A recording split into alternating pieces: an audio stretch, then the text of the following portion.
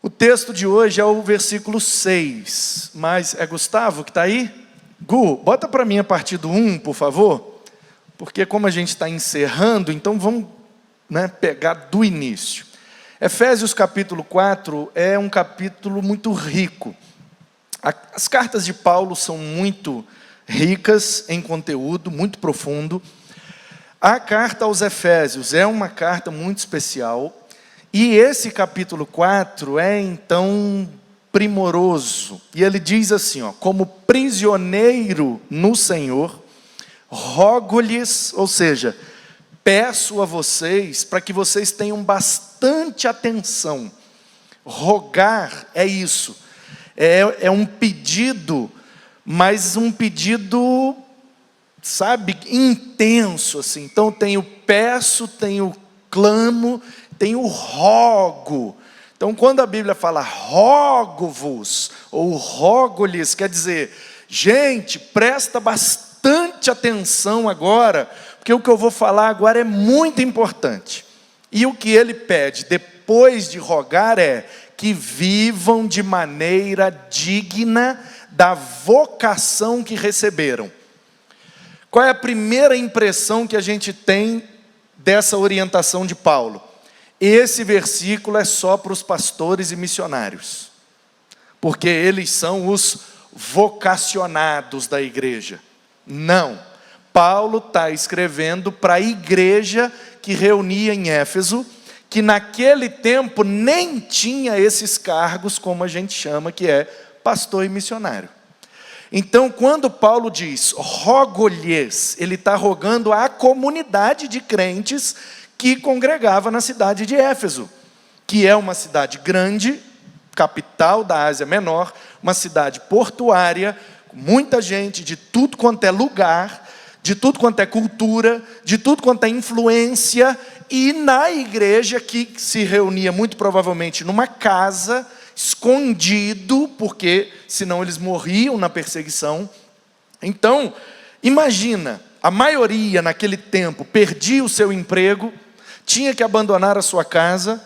Lembra do livro de Atos? Depositavam aos pés dos apóstolos e viviam juntos. Comia junto, dormia junto, orava junto, estudava junto, ia junto para o templo, reunia junto nas casas, comia o pão, bebia do cálice. Então, é muito mais difícil do que a nossa relação hoje de igreja. Porque a gente convive junto o quê? 5, 6 horas por semana. E olhe lá, se a gente participa de tudo, se você vem em todas as reuniões do seu ministério ou departamento, se você vem na quarta, se você vem domingo de manhã e de noite, você não fica nas atividades da comunidade cristã que você pertence mais do que 6 horas semanais. 8. Talvez se você participa demais e é líder, aí você teve que chegar um pouco antes e você sai um pouco depois, você fica 10 horas por semana. E olhe lá, 2 horas na atividade do seu ministério, 2 horas aqui na quarta à noite, 2 horas, 2, 3 horas no máximo, aí, domingo de manhã e 2 horas domingo à noite, soma, não dá 10 horas. 10 horas por semana. Quantas horas tem a nossa semana? 164. Não é? 24 vezes 7. Aliás, 168, né? 7 vezes 4 é 28, né, Zumira? 24 horas vezes 7 dias na semana, 7 vezes 20, 140, né? 7 vezes 4, 28. 168 horas. Então, 10%. A Bíblia diz que tudo que a gente tem, 10% não é nosso, é de Deus. Então, o dízimo. Pensa aí no dízimo do seu tempo. Deus te dá 24 horas a cada 7 dias na semana para você viver. Isso é 100% do seu tempo. Seu é só 90%. 10% desse tempo é de Deus, que a Bíblia diz que o dízimo de tudo que temos e recebemos deve ser devolvido a Deus. É dinheiro, é tudo, inclusive o tempo. Então 10% de 168 é 16,8 horas A gente não passa 10 horas junto por semana, ou seja, nem o dízimo do tempo a gente está junto como igreja. No tempo dos Efésios, era todo dia, irmão. Todo dia, comia junto, tomava café junto, almoçava junto, jantava junto, orava junto, ou ficava na mesma casa, ou na mesma cidade, e se encontravam todos os dias, e uma vez por semana iam ao templo, e comia do pão, e compartilhava do cálice, todos os dias, diz o livro de Atos, todos os dias, perseveravam unânimes, eles se viam todos os dias, várias horas no dia. Aí a gente, que se encontra menos de 10 horas por semana, a gente não consegue conviver. Como que esse povo convivia e conseguia? Porque se a gente ficar muito junto, a gente briga. A gente briga. É só você começar a participar de tudo que te oferecerem, que em 2, 3 meses você já arruma uma briga boa. Que umas briguinhas mais ou menos, você arruma toda hora. Então, o Paulo está dizendo assim, ó, Jesus chamou vocês para um negócio. Vocês precisam viver de maneira digna para honrar aquilo que Jesus chamou vocês. Então, se Paulo está falando para a igreja toda, a gente só tem 2 opções aqui.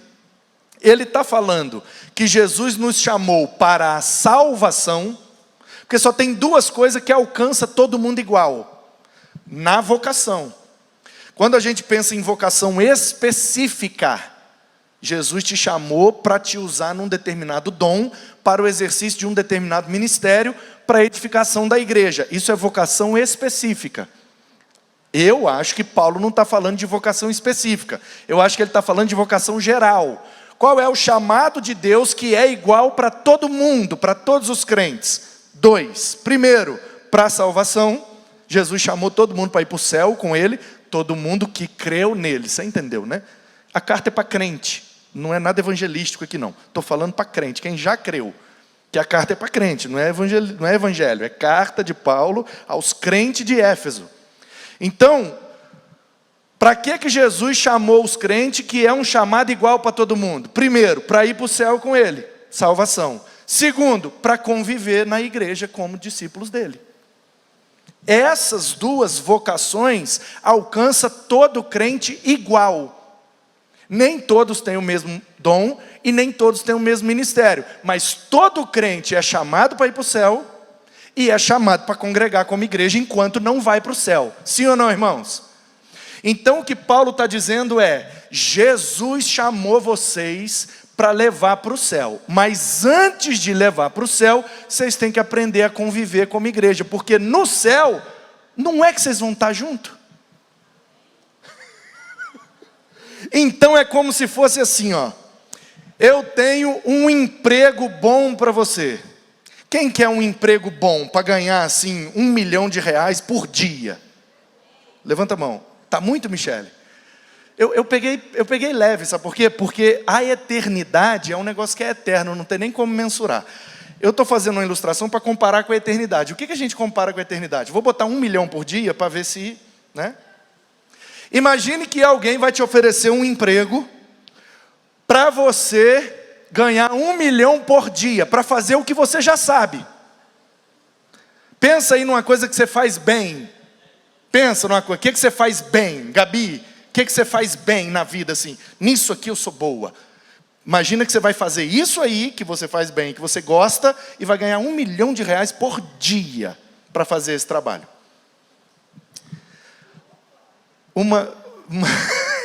Janete está dando glória ali, Janete. Isso aí. Aí, a pessoa que te ofereceu esse trabalho, e o trabalho é fazer o que você sabe, o que você gosta, para ganhar R$1 milhão por dia. Já pensou, Pedro? Toca a bateria todo dia, R$1 milhão. Escolhe 10 músicas, toca 10 músicas. Terminou, tchuf, cai o Pix. R$1 milhão na sua conta. É uma realidade boa? O que você acha? Sim ou não? Tem alguém vivo aí? Aí a pessoa que te ofereceu esse emprego, eu lembrei agora de uma menina. Uma vez Uma vez eu estava atendendo no gabinete e tinha uns meninos lá fora no pátio brincando e tal, um pouco antes do culto de semana, quarta-feira. E aí eu chamei os meninos, era tudo junior, adolescente. Chamei no gabinete, dei bombom, chocolate, bala e tal. Falei, Ricky, vocês estão à toa aí, vamos arrumar um serviço para vocês. Vocês têm que arrumar alguma coisa para fazer. O que vocês sabem fazer? Ah, não sei fazer nada, não sei o quê, lá, lá, lá. Aí eu pensei, bom, então vocês sabem segurar um cartaz? Assim, pegar um negócio assim e segurar. Vocês conseguem? Consegue. Então nós vamos mandar fazer um cartaz, né? Seja bem-vindo, sei lá, e você vai ficar ali na porta só segurando. E aí uma menina sentada de canto assim, ó, mascava um chiclete olhando para mim assim, com uma cara de deboche, de desdém, assim, sabe aquilo? Aí eu falei, e você? Você sabe fazer o quê? Aí ela queria me afrontar, sabe? Aí ela falou, só sei fazer stories. Aí eu falei, então pronto, acaba de nascer o ministério dos stories na igreja, e você vai ser a líder. Pode pegar a senha aí, loga na conta da igreja, você já começa hoje, vai registrando o culto e postando story na conta da igreja, senta no primeiro banco, presta atenção na mensagem, toda hora que eu falar uma frase boa, você posta a frase no story da igreja, pode ser? Aí ela, pois bem, ficou lá nos stories bastante tempo. Então imagina que você vai fazer o que você gosta, o que você sabe, e vai ganhar muito bem para isso. Aí a pessoa que está te oferecendo esse emprego diz assim, mas antes de começar a trabalhar, você precisa passar por um período de experiência. E aí você fala, ok, normal, um período de experiência, para eu depois começar efetivamente o trabalho. Qual que é a experiência? Aí o cara vira e fala assim, você vai fazer por um tempo o que você gosta e o que você sabe, sem ganhar nada, só para eu observar. Aí depois que eu observar você fazendo o que você gosta e o que você sabe, sem ganhar nada, aí eu efetivo você, para você fazer o que você gosta e o que você sabe, ganhando 1 milhão por dia. Você aceitaria a proposta, sim ou não? Sim ou não? Vale a pena passar por uma experiência, mesmo sem ganhar nada, sabendo que depois você vai ganhar muito bem? É isso que Jesus chamou a gente. Vocês vão passar um tempo juntos, me adorando e me servindo, sem ganhar nada por enquanto. Depois que eu efetivar vocês, vocês vão fazer a mesma coisa, ganhando a eternidade. É só isso. É só isso. Então, se você é crente, você consegue adorar a Deus, servir a Deus e se manter em comunhão. Por quê? Porque foi para isso que você foi chamado. Ninguém é chamado para a salvação e não é chamado para comunhão. Porque no céu viveremos em plena comunhão. Então o que é que a gente está fazendo aqui? Passando por um período de experiência, onde a gente vai fazer a mesma coisa sem ainda ter recebido o salário. Só que a promessa do salário já está garantida, porque aquele que prometeu é fiel para cumprir. Amém?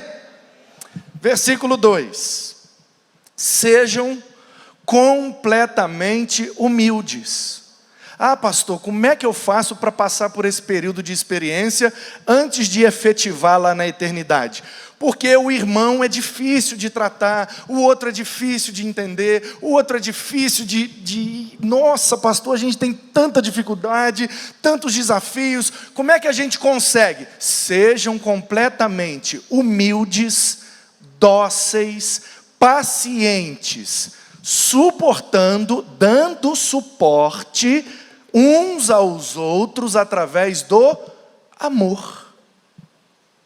É assim que consegue. Gente, vamos falar a verdade. Verdade agora. Vamos abrir o confessionário. Se a gente for humilde, dócil. Dócil quer dizer a pessoa doce, fácil de lidar. Sabe? A pessoa que você fala assim, ó, você vai ficar aqui. Ela fala, amém. Ah, não gostei de você, agora você vai lá para o outro lado. Ela fala, aqui? Amém. Não, um pouquinho mais para frente. Aqui? Tá bom aqui? Ok.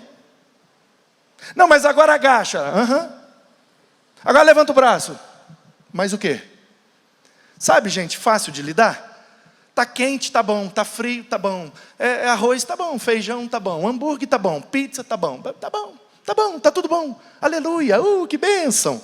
Se a gente for humilde, se a gente for dócil, tiver paciência e amar, não tem como dar errado, gente. Por que dá errado? Porque a gente não quer ser humilde. É a minha opinião tem que prevalecer. O meu gosto tem que prevalecer. Porque o que eu acho é mais importante. Então a gente se acha melhor. Aí é o problema, a gente não é humilde. Se a gente for humilde, você sabe o que significa humilde? A raiz da palavra humildade é a palavra humus. Sabe o que é humus? Vai numa loja de agricultura e pede lá, me dá 1 quilo de humus. E você vai ver o que o cara vai te dar. 1 quilo de terra, para você plantar alguma coisa. Uma terra bem adubada. Humus. Sabe o que é humildade? Capacidade de ser barro. Humildade. Você é feito do quê? Diz a Bíblia. Do pó da terra. Viemos do pó, para o pó voltaremos. Como é que a gente se acha alguma coisa? Portanto, humildade é isso. É a capacidade de se reconhecer como pó, como barro, como frágil. Ai de mim se não fosse Deus, ai de mim se não fosse tudo aquilo que eu recebi mesmo sem merecer, ai de mim se não fosse a ajuda dos outros, ai de mim se não fosse o conselho dos outros, ai de mim se não fosse os problemas que eu passei para poder adquirir sabedoria. Então, quando a gente se reconhece como barro, como pó da terra, tem nada mais humilde que a terra, gente, que a terra, é o chão que a gente pisa, é o barro. A gente veio disso. Então, eu reconheço que eu sou humus, do pó da terra. Sou pecador, tenho minhas dificuldades. Eu não sou perfeito. Eu sou fácil de lidar, sou dócil. Eu aceito opiniões, sugestões, diferenças, eu consigo conviver bem, eu consigo aceitar. Não quer dizer que eu vou me anular, quer dizer que eu vou ser dócil, só isso. Eu vou ser mais paciente, ter a macrotomia, um pavio maior. Eu vou suportar em amor ou com o amor, e o amor aí não é o philos, é o ágape. Sacrificial, incondicional. Ninguém merece, ninguém é perfeito, ninguém, gente. Vamos exigir menos, vamos ser um pouco, menos exigente, menos criterioso, menos zeloso. Vamos ser mais dócil, humilde e amoroso. Paulo está dizendo, se a gente conseguir se reconhecer como barro, ter mais doçura no relacionamento, agir com mais paciência, amando o tempo inteiro, não tem dificuldade que acaba com a nossa comunhão. 3. Façam todo o esforço para conservar a unidade. Unidade do Espírito, pelo vínculo da briga. Pelo vínculo da... Então Paulo está dizendo, gente, se é para se esforçar, que seja para manter a paz e não para brigar. Porque às vezes a gente faz força para briga. Não, Paulo está dizendo, não gaste energia com o que provoca briga. Se é para gastar energia, gaste energia no que promove a paz. Eu preciso pegar meu carro, eu preciso pegar uma condução, um trem, eu preciso ir lá na casa dessa pessoa, chamar ela para conversar, fazer um esforço, para quê? Porque eu quero pedir perdão para ela, para manter a paz. Então, amém, faz esse esforço. Agora, eu vou pegar um trem, vou pegar um metrô, uma condução, vou lá na casa da pessoa, para quê? Para poder falar para ela umas verdades. Não, irmão, aí vai promover briga, não esforça para isso não. Não gaste energia com o que aumenta o problema. Gaste energia com o que traz paz. É a paz que precisa ser o vínculo de vocês. Vínculo é aquilo que une, é a cola que junta dois objetos. É o vínculo. Então, o que é que vai nos unir? É a paz. A briga não nos une. Não une. É paz. A unidade vem do Espírito, porque é o Espírito que habita em você, habita em mim. Então a gente vai olhar e vai dizer assim, o Espírito que habita nos dois, tem como você pacificar o negócio? Porque o fruto do Senhor é amor, alegria, paz. Se eu tenho um Espírito e o meu irmão tem o mesmo Espírito, a gente consegue manter a unidade, porque o Espírito que nos une também pode nos dar paz. 4. Há um só corpo, um só Espírito, assim como a esperança para a qual vocês foram chamados é uma só. Qual é a esperança nossa?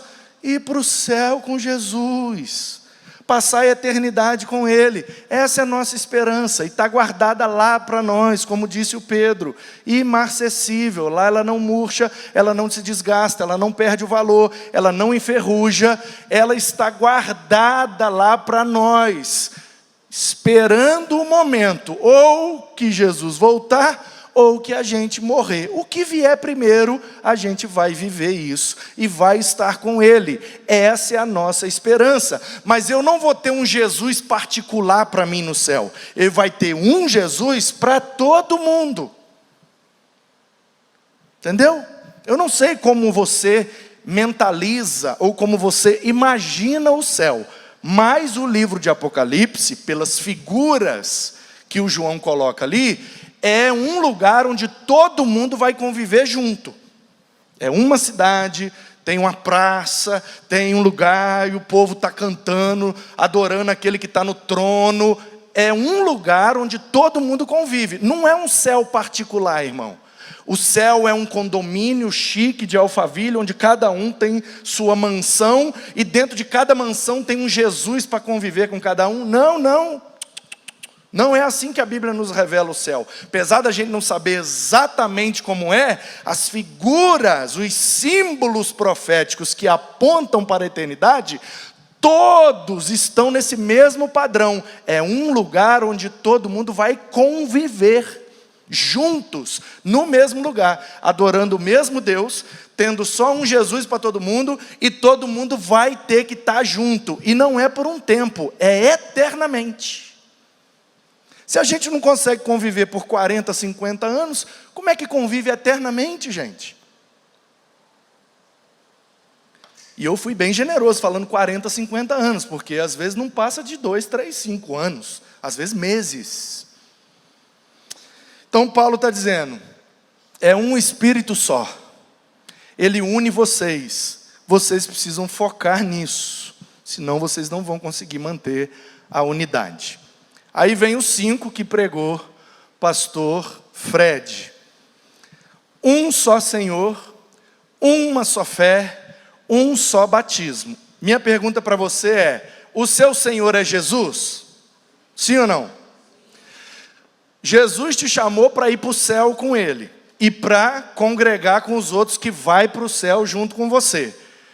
Isso você precisa depositar fé. A Bíblia diz que pela graça de Deus, mediante a fé em Jesus, você alcança isso. Eu te pergunto, se Jesus é o seu Senhor, então a sua fé está em Jesus? Ou você acha que é outra coisa que vai te garantir a eternidade?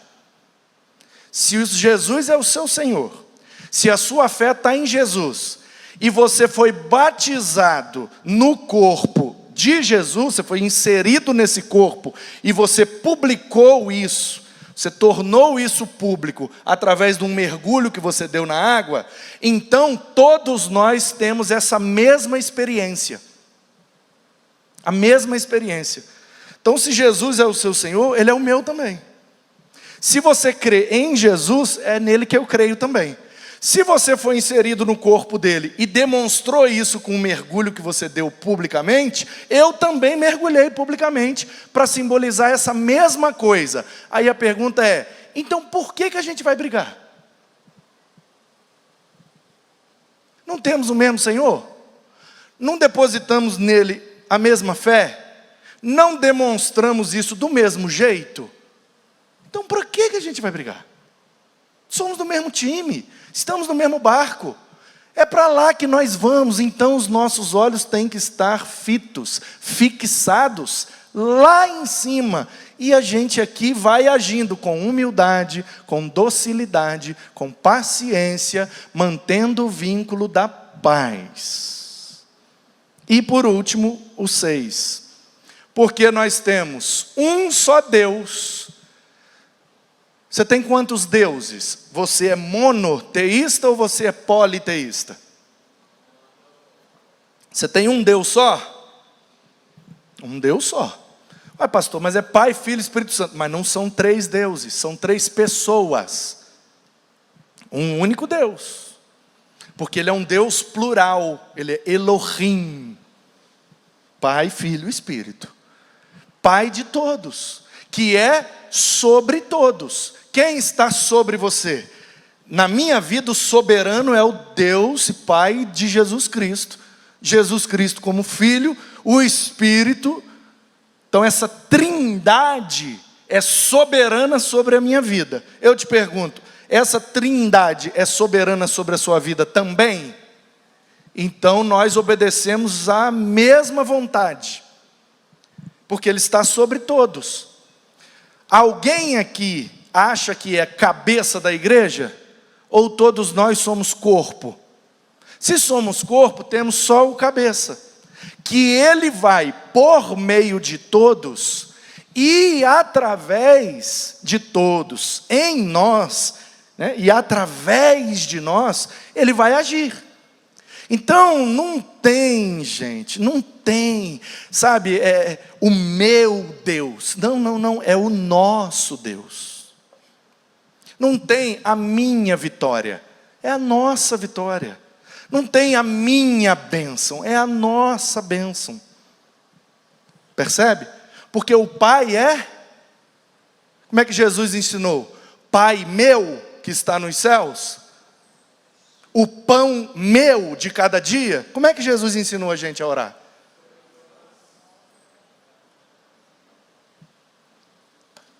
Não existe individualismo no Evangelho. Existe individualidade. Cada um é um ser, é um indivíduo, com seus dons, com seus talentos, com seu temperamento, com a sua personalidade, com suas características, com os prós e os contras. Isso é a nossa individualidade. Mesmo sendo gêmeos idênticos, né? Regis e Rafael, gêmeos idênticos, são 2 indivíduos. E quem conhece sabe, completamente diferentes. Gêmeo, idêntico, na mesma placenta, nasceu no mesmo dia, mesma hora, no mesmo minuto. Aí eles vêm me dizer que o cara que nasce num dia é de um jeito, e o cara que nasceu 3 meses depois é de outro jeito. Por quê? Porque as estrelas girou e o cara nasceu de outro jeito. Então me explica o gêmeo que nasceu no mesmo dia, na mesma hora, e é diferente os dois? Não, porque quem nasceu nesse dia, nessa hora, nessa lua, nessa estrela, nessa configuração, vai ser todo mundo igual. E quem nasceu em outra estrela, outra lua, outro dia, outra hora, é diferente. E o gêmeo que nasceu igual, e é completamente diferente um do outro. Eu vou te falar, tem que ser muito crente para acreditar em horóscopo, viu? Eu não tenho fé suficiente para acreditar que a minha personalidade vai ser ditada pela forma que estavam organizadas as estrelas na hora que eu nasci. Tem que ter muita fé para acreditar nisso. Como diria Norman Geisler, né? Não tenho fé suficiente para ser ateu. É preciso mais fé para acreditar que tudo isso veio do nada, do que para acreditar que teve um criador de tudo isso, que fez tudo isso do jeito que é, organizado e bonito, foi feito idealizado por alguém. Tem que ter mais fé para ser ateu do que para ser crente. Tem que ter mais fé para acreditar em horóscopo do que para acreditar na Bíblia, gente. Aí o cara me diz, olha só como é que é. O cara me diz que ele não acredita na Bíblia porque foi escrita por homens, mas ele acredita no horóscopo. E o horóscopo foi escrito por quem, meu filho? Por macacos. Ele não acredita num texto que tem 3.500 anos, que é lido, estudado, transformou a vida de tanta gente, de nações. Ele não acredita nesse texto, que é antigo, que é fonte de sabedoria, que tem riqueza literária, histórica, geográfica, econômica, política. Um livro que muda o mundo. Ele não acredita. Ele acredita num negócio que o cara escreveu hoje no jornal. Por causa das estrelas, vai mudar a vida dele. Vê se não tem que ser mais crente para acreditar nisso do que para acreditar na Bíblia. Eu não tenho fé. Admiro quem consegue. Então o que Paulo está dizendo é: nós temos o mesmo Deus. Ele é Pai de todos. De todos. E Ele, deixa eu te dar uma notícia, Ele não tem filho preferido. Não sei se você sabia, mas eu preciso te dar essa notícia. Ele não tem filho preferido. Diante dele todos são iguais. Porque o unigênito, Ele botou na cruz para morrer. Você quer ser o preferido dele? Hein? Porque o unigênito Ele botou na cruz. O que será que Ele vai fazer com o preferido? Se você quiser ser, está aberta a vaga. Às vezes a gente cai nesse equívoco diabólico de achar que a gente pode ser preferido diante de Deus. E o cara que resolveu fazer isso na eternidade se deu muito mal eternamente. Eu acho que não vale a pena a gente seguir por esse caminho de achar que Deus está do meu lado e contra o meu irmão. Sabe? Não. É um só Deus. Ele é Pai de todos. Ele quer agir em todos e através de todos. É isso que nos mantém unidos. Senão a gente não consegue.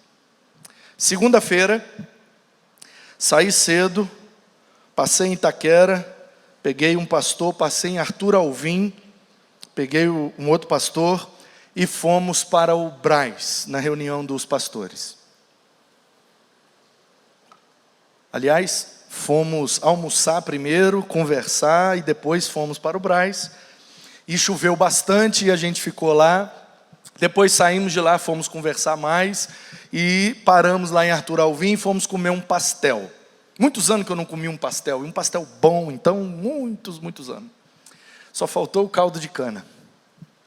Estávamos lá comendo um pastel, chegou um cara. Um dos pastores presentes falou: fulano, ele, ô Beltrano, abraçaram, quanto tempo e tal. E o fulano, e a Beltrana, e ciclana, caramba, quanto tempo, que saudade daquele tempo que eles congregaram na mesma igreja, que eles foram jovens juntos, participaram de tantas coisas, e o cara virou e falou: rapaz, você sabe que às vezes eu sinto saudade? Quando ele falou saudade, eu,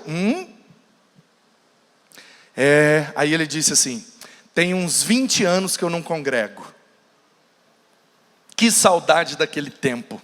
Você sabe que eu saí de lá, a pior besteira que eu fiz foi ter saído de lá. E eu fui atrás de buscar uns negócios, e eu busquei. Tem 20 anos e eu não encontrei nada. E eu também não tenho, ele não disse isso, mas era isso que ele estava dizendo. Eu também não tenho humildade suficiente de voltar, então eu estou fora tem 20 anos. Aí o amigo, por ser amigo, ficou meio sem jeito de tocar no assunto. Como eu não conhecia, eu falei: não tem nada a perder mesmo. Falei: eu posso te falar um negócio, meu filho? Aí ele: pois não. Aí o amigo falou: esse aqui é o Manu, pastor lá do Itaim. Aí no Itaim, aquela igreja assim da pracinha. Eu já fui lá no Juba, não sei o que, barará, bererê. Você que está lá agora, eu que estou lá agora. Posso te falar um negócio? Pode. Falei com ele: Porque na hora que ele estava falando que ele estava sem congregar, ele foi procurando, né? E nesse processo de busca, ele disse que não conseguiu ficar em lugar nenhum, porque por onde ele passou, as pessoas encaixotavam Deus. E ele crê num Deus que tem uma multiforme graça. Aí eu, falou minha língua, né? Aí eu falei, a primeira coisa que eu quero te falar é o seguinte: um cara que fala multiforme graça não pode estar fora da igreja.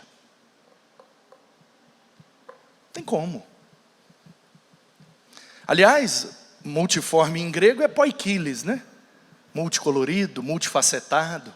Um cara que entende a graça de Deus como multiforme, não conseguir encontrar uma comunidade para congregar, essa conta não fechou para mim. Segundo, você diz que por onde você andou e rodou, você não conseguiu ficar em lugar nenhum porque era tudo muito superficial. Aí eu te pergunto, nesses 20 anos que você está fora, você que é um cara que conhece a multiforme graça de Deus, você já imaginou a quantidade de aula de EBD que poderia ter sido mais profunda por causa da sua presença? Você já imaginou a quantidade de cultos que poderiam ter sido mais profundos por causa da sua presença? Você já imaginou a quantidade de relacionamentos na igreja que poderiam ter se aprofundado mais por causa da sua presença? Geralmente as pessoas acham que nós, os pastores, vamos dizer que fora da igreja são elas que estão perdendo. Eu quero te dizer o contrário. A igreja está perdendo com a sua ausência. Volta e ajuda nós.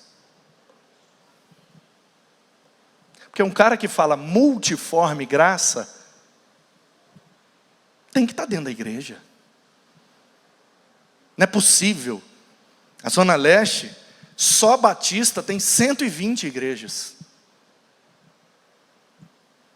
Mais as outras denominações, tem mais de 1000 igrejas na Zona Leste de São Paulo. Não é possível que não tenha uma que te caiba. A não ser que você seja muito grande, né? E aí quando a gente é muito grande, muito importante, sabe muito, pode muito, conhece muito, aí fica difícil caber numa comunidade. Então, meu querido multiforme, volta, meu filho, volta e ajuda nós, porque está muito superficial mesmo, está difícil mesmo, é complicado mesmo, e a gente precisa de ajuda de gente boa assim, ó, que sabe falar multiforme graça. Algum pastor nessa Zona Leste está precisando da sua ajuda. Se eu fosse você, eu voltava, porque o nosso Deus, que é o nosso Pai, quer agir em você e quer agir através de você. Tem uma igreja precisando de você e você não está permitindo Deus te usar. Só que quando você morrer, você vai para o mesmo céu que nós e você vai perder o privilégio de ver Deus agindo através de você. Perde isso não, cara, isso é tão legal. Aí ele ficou sem palavras, né? Entendeu? Não é você que está perdendo, somos nós que estamos perdendo. Vem, vem. A gente quer ouvir suas ideias, suas percepções. Eu quero ver você falando multiforme graça na EBD. Vem.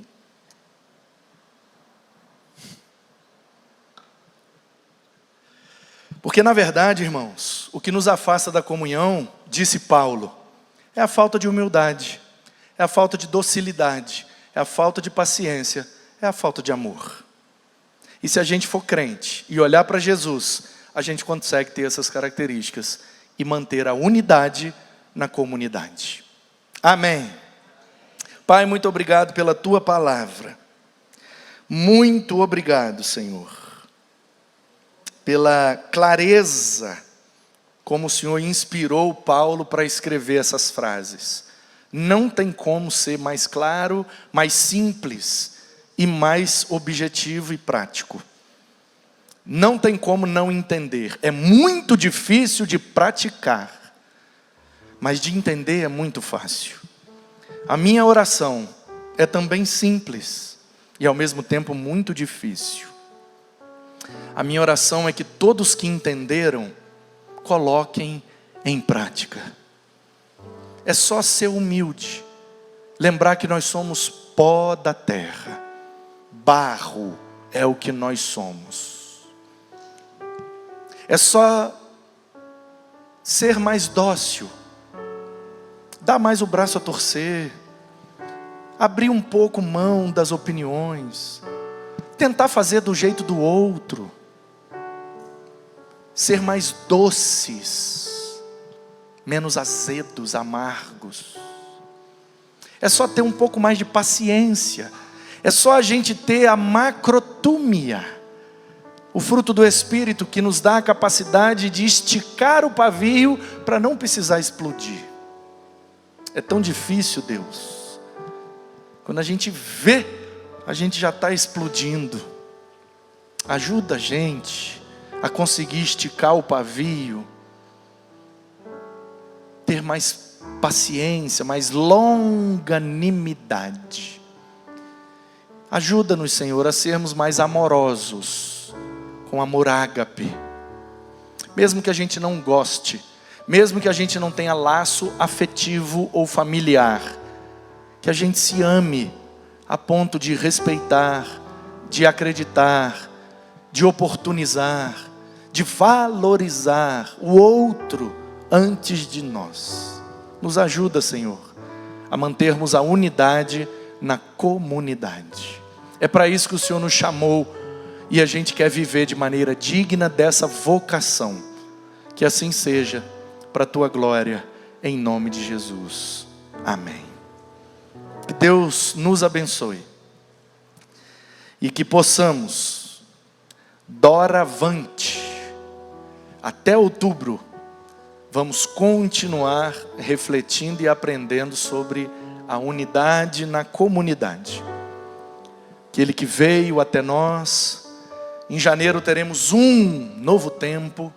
Em fevereiro seremos os unidos do Itaim. Em março vamos nos unir para completar a missão no poder do Espírito. Em abril, uma palavra e a Bíblia é o foco. Em maio, uma família que tem o mesmo pai. Em junho, unidos para fazer missões estaduais. Em julho, o Tiago será uma carta que a gente vai ser orientados. Em agosto, uma só voz, a voz da juventude. Em setembro, unidos para missões nacionais. Em outubro, uma sinfonia para a glória de Deus. Será um ano maravilhoso. Já começou muito bom. Que permaneça assim.